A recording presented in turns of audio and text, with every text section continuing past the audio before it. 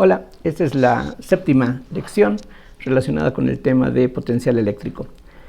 Voy a comenzar haciendo un pequeño resumen de algunas cosas que ya establecimos anteriormente. Entonces, primero, ya sabemos que si en el espacio existe un cierto campo electrostático producido hasta ahorita por cargas que quién sabe exactamente dónde estén, aquí lo único que nos interesa es que hay un campo eléctrico que estaría invadiendo una región del espacio.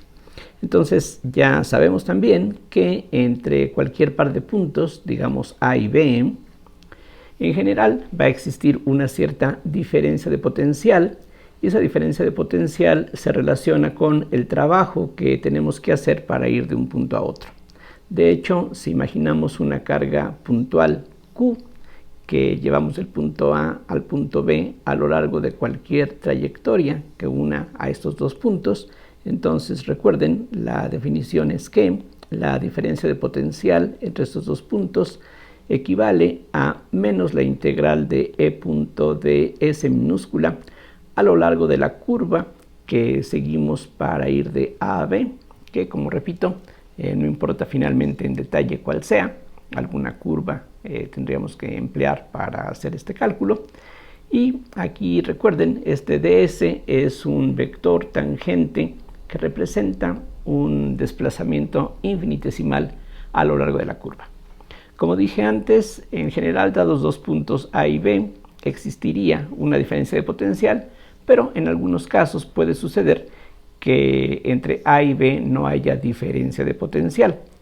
En ese caso vamos a decir que los puntos A y B pertenecen a una misma equipotencial. Entonces vamos a hablar concretamente enseguida acerca de las superficies equipotenciales.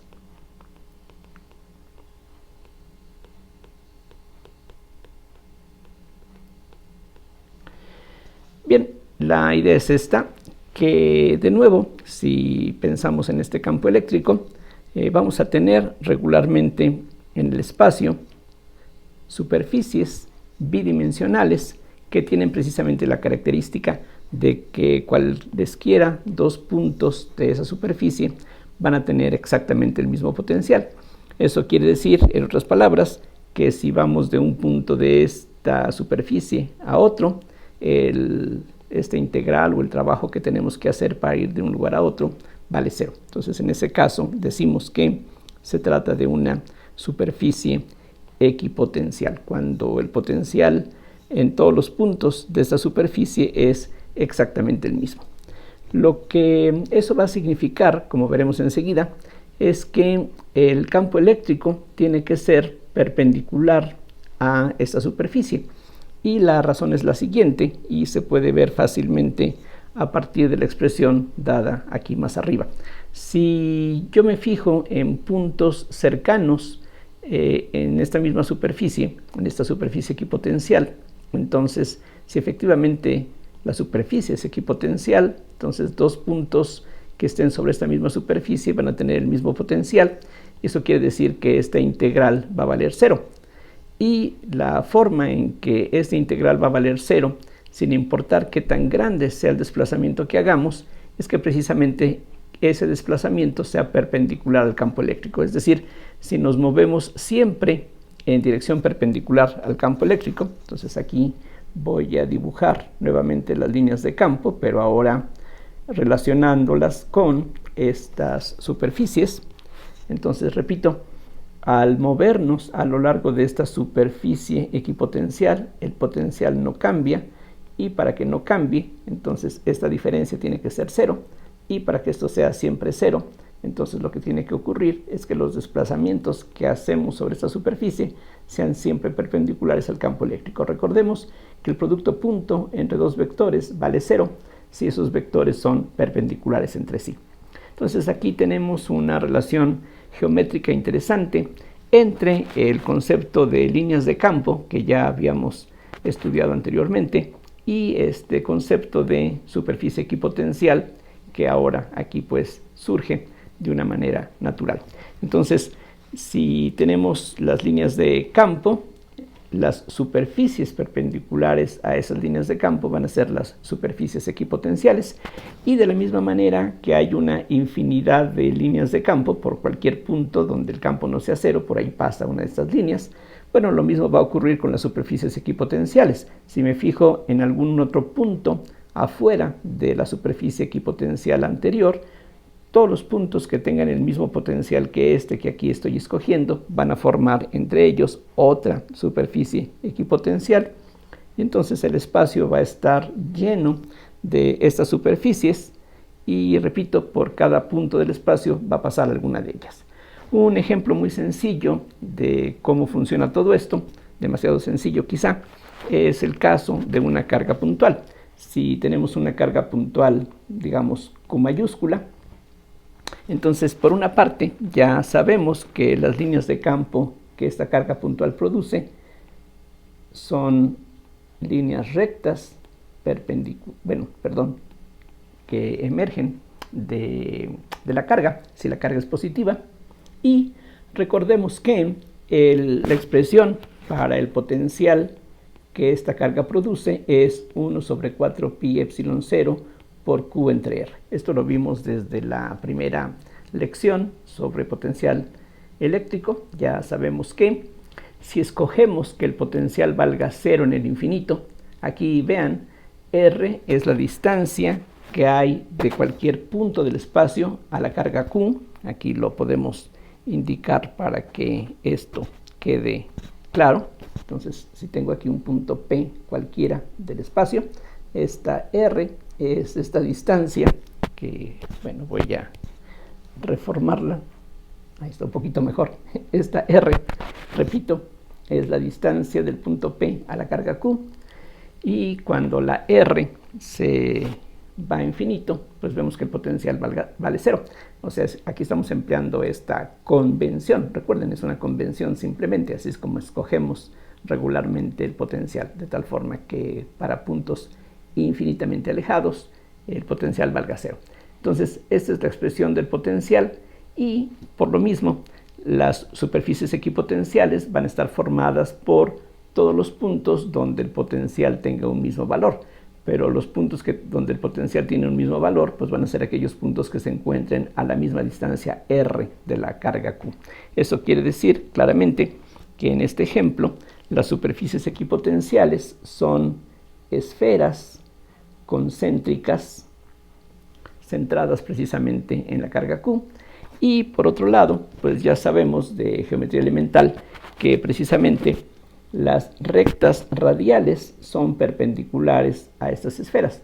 En cada punto del espacio vamos a tener que por allí pasa una de estas esferas centrada en el punto Q, y también por ese punto pasa una recta radial, y precisamente el ángulo entre esta recta radial y esta superficie es un ángulo recto. Entonces, ese es un ejemplo, como pueden ver, bastante simple de la relación general que se mencionó antes.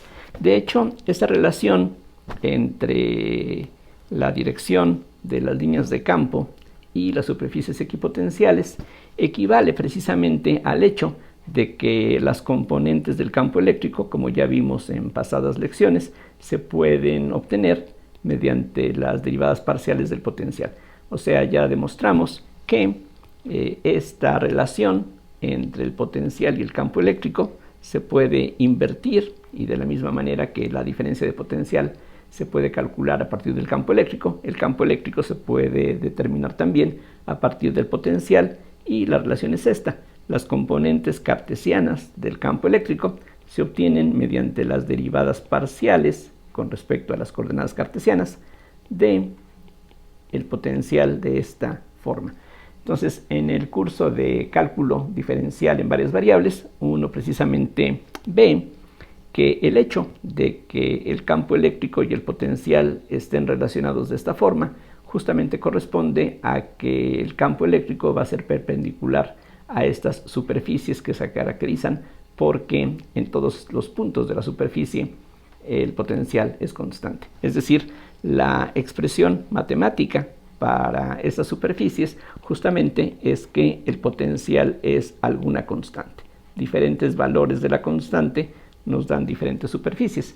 Esto, hablando de cálculo, es algo similar a lo que ocurre cuando uno habla del concepto de curvas de nivel. En este caso, lo que estaríamos tratando serían superficies de nivel. Estas superficies equipotenciales serían las superficies de nivel del potencial. Un ejemplo menos trivial, menos simple que el caso de una carga puntual, pues tiene que ver con el ejemplo de un dipolo puntual. Y ya en una de las primeras lecciones habíamos visto que si se tiene un dipolo, entonces piensen ustedes un dipolo, recuerden un dipolo se representa mediante un vector que hemos llamado P.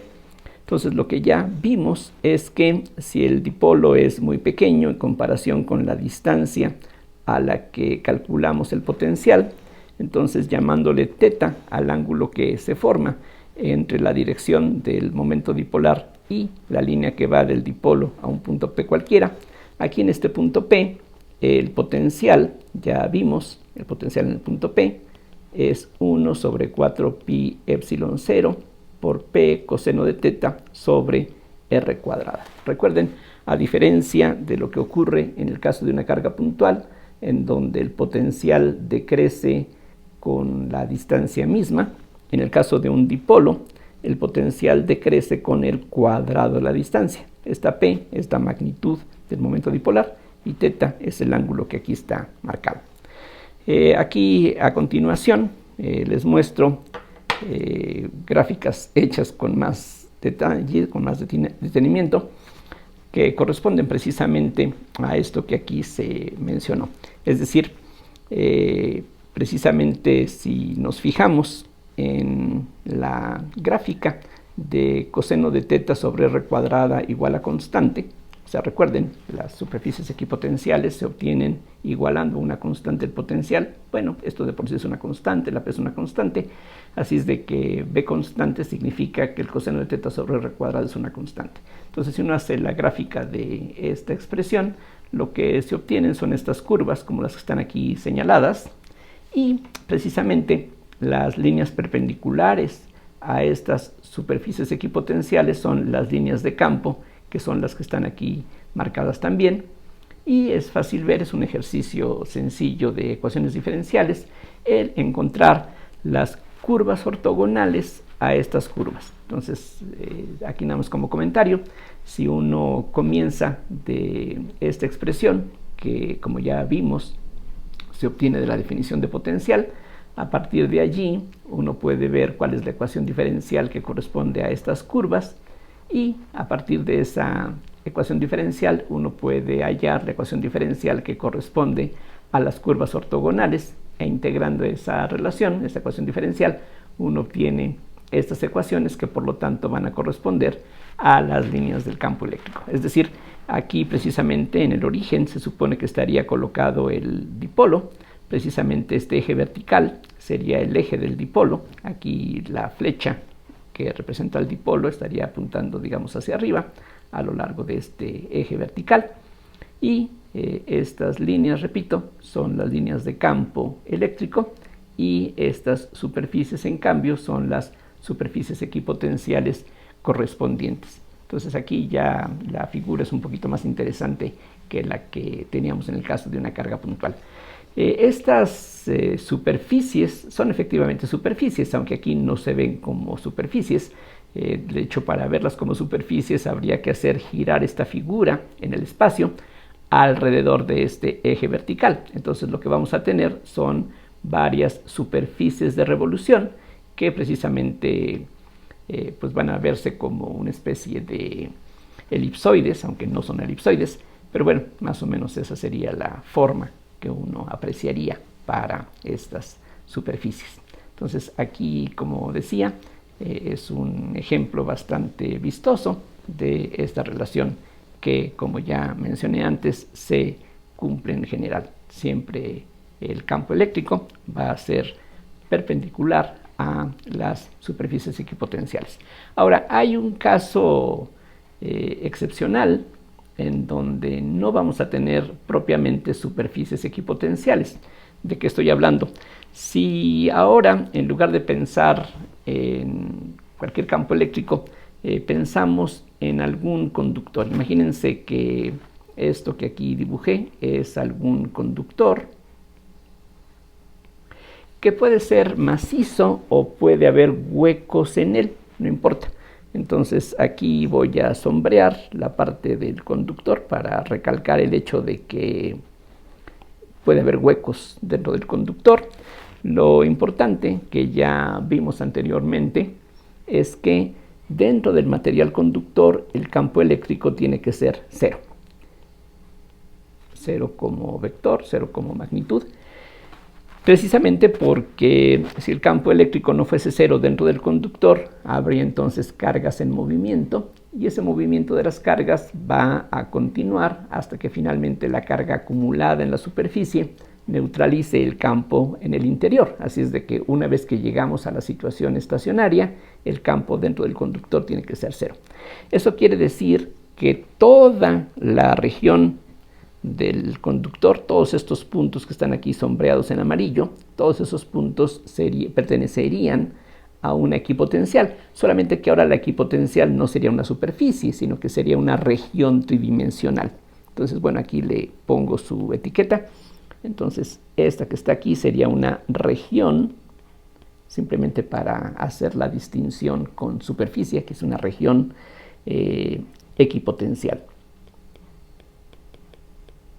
Precisamente el hecho de que el campo aquí adentro sea 0 quiere decir que si yo necesito trasladar una carga de un punto a otro dentro del conductor, pues como no hay campo eléctrico, entonces no habría ninguna fuerza eléctrica que se oponga o que favorezca el movimiento de esa carga, y por lo tanto todos los puntos que están formando este conductor van a tener el mismo potencial.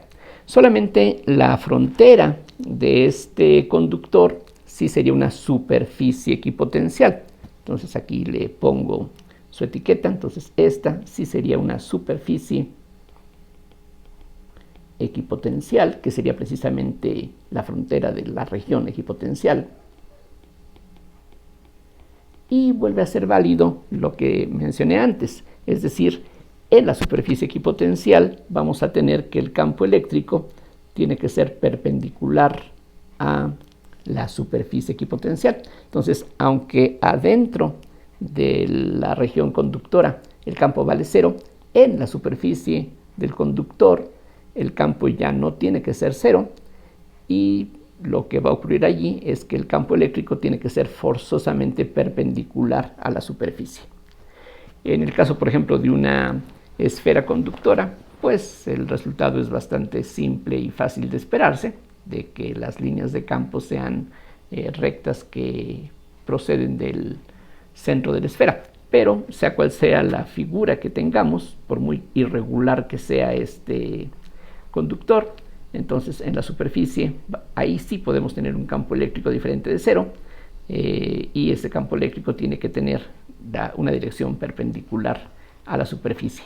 Hacia afuera, si aquí tenemos carga positiva, o hacia adentro de la superficie apuntando hacia el interior, si la carga que está en la superficie es negativa. Recuerden que, de acuerdo con la ley de Gauss, en el interior de este conductor, aquí no puede haber exceso de carga. Aquí cualquier elemento de volumen que tomemos tiene que tener una carga neta 0, tal como se desprende de la aplicación de la ley de Gauss. Entonces, bueno, estos son algunos resultados interesantes que vamos a estar utilizando más adelante, y se relaciona pues con lo que ya hemos venido tratando a lo largo de estas lecciones acerca del potencial eléctrico. Ahora, en lo que resta de esta lección, vamos a ver algunos ejemplos donde, por supuesto, los temas que hemos venido tratando van a entrar en juego. Entonces, aquí pongo esta pequeña división y vamos a considerar una esfera, digamos de un radio que podríamos llamar simplemente en forma general R mayúscula, y vamos a suponer que esta es una esfera conductora o aislante, no importa. Lo que importa es que vamos a suponer que hay una carga Q depositada sobre la superficie de una manera uniforme. Entonces, aquí lo que tenemos es una esfera cargada uniformemente. Y para lo que interesa en este ejemplo, da igual si la carga está repartida en el interior de esta región o si está simplemente distribuida en la superficie. Ya sabemos, por ejemplo, utilizando la ley de Gauss y la simetría del problema, que en el exterior de esta esfera el campo que va a existir es exactamente el mismo que el que tendríamos si toda la carga estuviera concentrada en el centro. Entonces, por eso no es importante si la carga está distribuida en el volumen o solamente en la superficie. Lo único que aquí importa es que haya simetría para que efectivamente el campo exterior equivalga al de una carga puntual. Eso quiere decir, entre otras cosas, que el potencial que habría en cualquier punto del espacio lo vamos a poder calcular como 1 sobre 4 pi epsilon 0 por Q sobre R, donde, como de costumbre, esta R es la distancia del centro al punto P, y esto va a ser válido siempre y cuando la R sea mayor o igual que la R mayúscula. De nuevo, suponiendo que estamos usando la convención de que el potencial vale 0 en el infinito. Aquí, recuerden, recalco, que nosotros tenemos la libertad de sumarle al potencial cualquier constante que nosotros queramos, que nos parezca conveniente, y aquí lo que parece conveniente es escoger que el potencial valga 0 en el infinito. Se puede hacer, y esta es la expresión que ya conocemos y que más arriba se había citado anteriormente. Bien, la pregunta que nos vamos a plantear es la siguiente. Supongamos que se tiene una carga con el signo contrario a la carga Q. Por ejemplo, vamos a suponer, para hacer las cosas concretas, que esta carga fuera positiva y que lo que tenemos aquí en la superficie de esta esfera fuese, por ejemplo, un electrón. Entonces, piensen ustedes que aquí tenemos un electrón que, como sabemos, tiene una carga negativa y por lo tanto se sentiría atraído por la carga positiva que está aquí en esta esfera. Bien, ahora la pregunta es muy sencilla. ¿Cuál es la velocidad de escape que se requiere en este problema? Es decir, ¿con qué velocidad tendríamos que lanzar al electrón para que se pueda alejar indefinidamente de la esfera?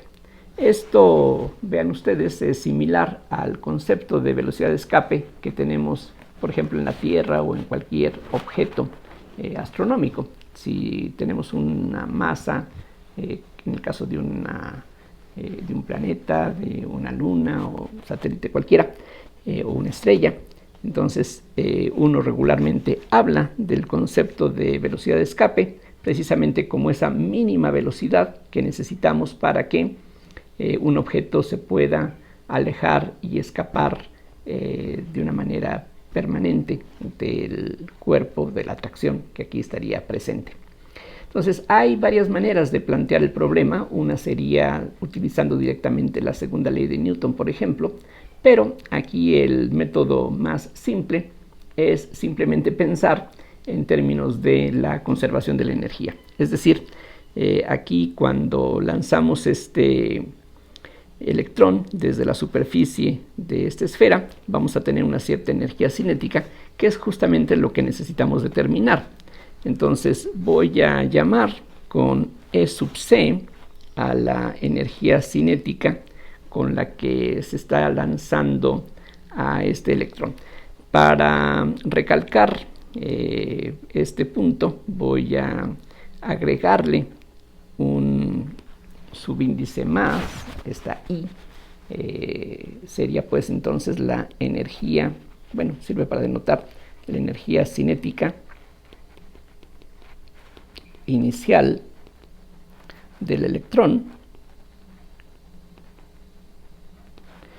que claramente pues sería un medio de mv cuadrada, tal como sabemos de mecánica elemental. ¿Qué es lo que va a ocurrir? Cuando lancemos este electrón, debido a la atracción que sufre, debido a que aquí hay una carga positiva, ya sabemos cargas de signos contrarios al tran, entonces va a haber una fuerza de atracción que va a ir frenando al electrón a medida que se va alejando, y lo que nosotros queremos es que a pesar de esa fuerza de atracción el electrón se siga alejando indefinidamente. Entonces la idea es simplemente pensar que la energía mecánica en este problema se conserva. Noten que aquí no estamos considerando, como es costumbre, la fricción. Aquí estamos pensando que este electrón se va a mover, digamos, en el vacío, en donde no hay algo que vaya a impedir su movimiento. Aquí no hay aire o algo que represente alguna fuerza de fricción que pudiera entorpecer el movimiento del electrón. Entonces la idea es que la energía total tiene que conservarse. Ahora recordemos que el potencial precisamente tiene que ver con energía potencial. Entonces aquí la idea es muy sencilla. Simplemente voy a llamarle A al punto inicial donde lanzamos al electrón, y B sería el punto final que queremos que se encuentre en el infinito. Entonces lo que sabemos es que la diferencia de potencial B de B menos B de A sería precisamente el trabajo necesario de ir de A a B por unidad de carga. Es decir, esta carga Q, si la queremos llevar de A a B, pues requeriría un cierto trabajo, porque estaríamos yendo en contra de la atracción electrostática que ejerce esta esfera cargada positivamente.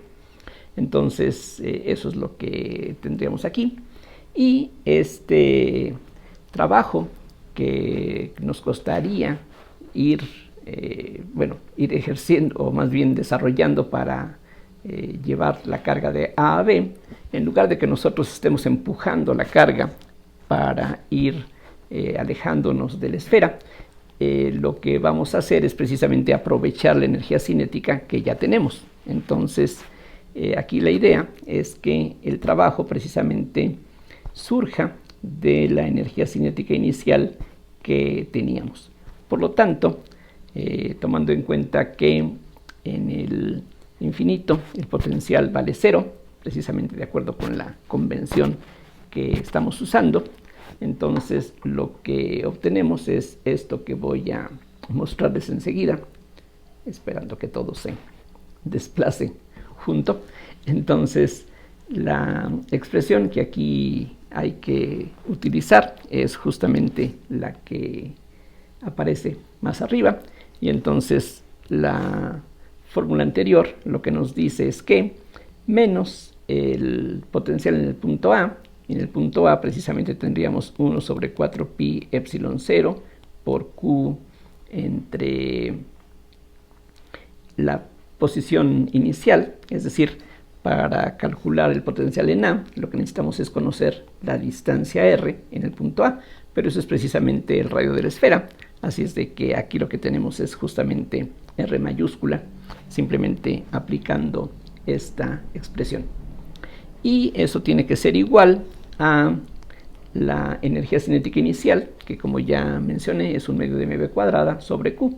O sea, vamos a tener 1 sobre 2q por mv cuadrada, y de ahí entonces se puede encontrar fácilmente que la velocidad que necesitamos es la raíz cuadrada de menos 1 sobre 4 pi epsilon 0 por q sobre r por 2q. Y aquí puede llamar la atención el hecho de que aparece un signo negativo, pero todo está bien. La velocidad que vamos a obtener de esta expresión va a ser una cantidad real, porque precisamente las cargas que aquí están participando en el problema, una carga es positiva, la otra carga es negativa, así es de que este producto sería algo negativo, con el signo menos ya nos da algo positivo, y lo que resulte del cálculo que finalmente aquí hiciéramos ya con valores concretos de la carga del radio. La carga del electrón ya la conocemos. Bueno, aquí solamente, perdón, hay un factor que falta tomar en cuenta. Aquí la m, la masa del electrón, quedaría dividiendo. Entonces ya con los valores que conocemos para las características del electrón y los valores que le demos a la carga y al radio de esta esfera, ya con eso podemos determinar la velocidad necesaria para que el electrón escape. Aquí lo que estaría ocurriendo es que a medida que el electrón se va alejando, va perdiendo velocidad, y cuando llegara al infinito, ya la energía cinética que le queda va a ser cero. Es decir, llegaría al infinito, pero se estaría deteniendo en ese momento. Es decir, aquí estamos pensando en la mínima velocidad que se requiere para poder alejarnos indefinidamente. Entonces ese sería pues el tratamiento, y lo que falta aquí por hacer en todo caso sería utilizar valores concretos numéricos que uno quisiera considerar para este problema. Un problema muy similar al anterior, como ustedes podrán ver, es esto que ahora les presento. Vamos a suponer que tenemos dos cargas idénticas, Q y Q, y que hay una tercera carga también del mismo valor, el mismo signo, totalmente idéntica a las dos anteriores, que vamos a suponer que se lanza con una cierta velocidad inicial, que es lo que queremos determinar, sabiendo que al irse acercando, vamos a suponer que este disparo, este lanzamiento se hace con el debido cuidado para que esta carga se mueva a lo largo de la línea que pasa a través del centro entre esas dos cargas. Entonces, como las cargas son idénticas entre sí, todas tienen el mismo signo, va a haber una fuerza repulsiva. Aquí estamos suponiendo que estas cargas están fijas de alguna manera, están ahí perfectamente aseguradas. Entonces esta carga que lanzamos pues va a sentir una fuerza repulsiva, en este caso, por parte de estas otras dos, y pensando, como decía, que la trayectoria que sigue va a llevarla a través del punto medio entre esas dos cargas, va a ir perdiendo velocidad por la fuerza repulsiva, y vamos a suponer, por hacer las cosas concretas, que justamente cuando pasa por el punto medio entre estas dos cargas, su velocidad vale cero. Entonces aquí de nuevo podemos aplicar las mismas ideas que vimos en el caso anterior. Es decir, si le llamo A al punto de partida y si le llamo B al punto en donde finalmente va a llegar esta partícula, entonces la diferencia de potencial B de B menos B de A es el trabajo necesario para ir de A a B entre la carga que estaríamos nosotros desplazando. Es decir, aquí de nuevo, si nosotros en lugar de darle un empujón, lo que hacemos es ir empujando gradualmente esta carga para que se acerque a estas otras dos que la van a repeler, entonces necesitamos hacer un cierto esfuerzo que va a significar un cierto trabajo que precisamente se va a poder calcular de esta manera.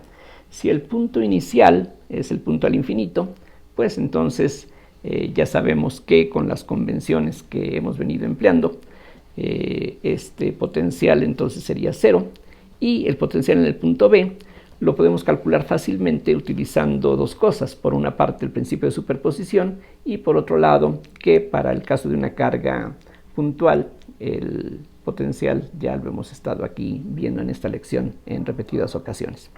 Si le llamamos, por ejemplo, D a la distancia que hay entre las dos cargas que teníamos aquí originalmente, entonces este punto B se encontraría a una distancia d sobre 2 de cada una de ellas, y por lo tanto el potencial en el punto B pues sería simplemente la suma de los potenciales debido a cada una de ellas. Entonces, para la primera, la que está arriba, por ejemplo, tendríamos 1 sobre 4 pi epsilon 0 por q entre la distancia, que es d sobre 2, y algo idéntico para el caso de la carga que se encuentra en la parte inferior. En el punto B, el potencial debido a esta carga sería también 1 sobre 4 pi epsilon 0 por q sobre d sobre 2. Entonces, de esa relación podríamos determinar qué tanto trabajo sería necesario, vean, para traer la carga desde el infinito hasta este punto. Pero ese trabajo, como dije, no lo vamos a hacer de una manera gradual empujando esta carga, sino que va a producirse o va a obtenerse algo equivalente a eso con la energía cinética que tenía inicialmente esta partícula. Es decir, aquí le damos un fuerte empujón quizá al inicio para que con esa energía cinética que adquiere al inicio tenga suficiente para poder llegar hasta aquí. Entonces, este trabajo W de A a B, esto que está aquí dado, sería algo que se obtiene a expensas de la energía cinética inicial, como ven, algo muy similar a lo del problema anterior.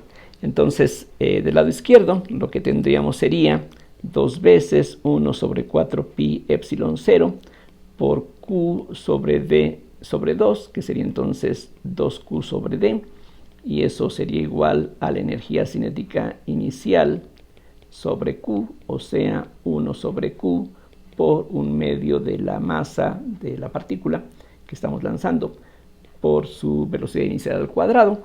Así es de que, pues aquí otra vez es un procedimiento bastante simple el determinar cuál es esa velocidad inicial que se requiere. Lo que tendríamos de un lado sería 1 sobre 4 pi epsilon 0 por 4q sobre d, y adicionalmente a eso vamos a tener un factor 2q sobre m que habría que incorporar, y ya lo que resulte de esta operación va a determinar la velocidad que se necesita justamente para que la partícula que estamos lanzando se detenga al llegar a este punto.